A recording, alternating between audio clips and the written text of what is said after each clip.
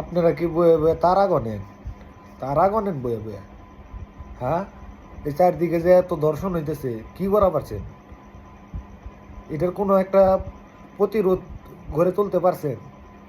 হ্যাঁ, এই চারমুখী দর্শন হইতেছে, আমার ছোট ছোট বোন আসিয়া দর্শন হইতেছে, এগুলোর কি কোনো আপনারা কোনো প্রতিরোধ করতে পারছেন? পদক্ষেপ নিতে পারছেন সুষ্ঠুভাবে? কোনো পদক্ষেপ নিতে পারেন নাই। আপনারা কি জনগণের মনের ভাষা বুঝেন না? জনগণ কি চায়?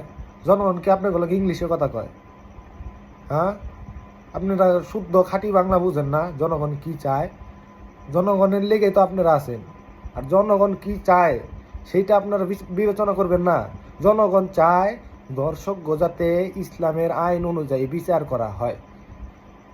আপনারা ইসলামের আইন অনুযায়ী একটা দর্শকের বিচার করেন, তারপরে দেখেন দর্শক কই থাকে।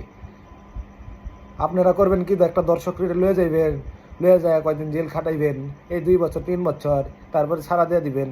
তাহলে দর্শন হইব না? নাহলে কি কচু কচু কাটবো নিমাইছে? আপনি কি আমাকে 10-এর ঘরের নামটা পড়ান? হ্যাঁ, দর্শককে 10, 10 দোকানে 20, এগুলা পড়ান? হ্যাঁ, আমরা সবই বুঝে, বাংলাদেশের জনগণ হবে সবই বুঝে, বুঝেন না? কোন শাস্তি দেওয়ান লাগবো এটি সবই বুঝে। তাই ধর্ষিতার জানাজার আগে দর্শকের জানাজার ব্যবস্থা করুন। এইটা হলো আমাদের মূল কামনা। আমাদের এই 20 কোটি জনগণ এইটাই চায়, ধর্ষিতার জানাজার আগে দর্শকের জানাজার ব্যবস্থা করুন।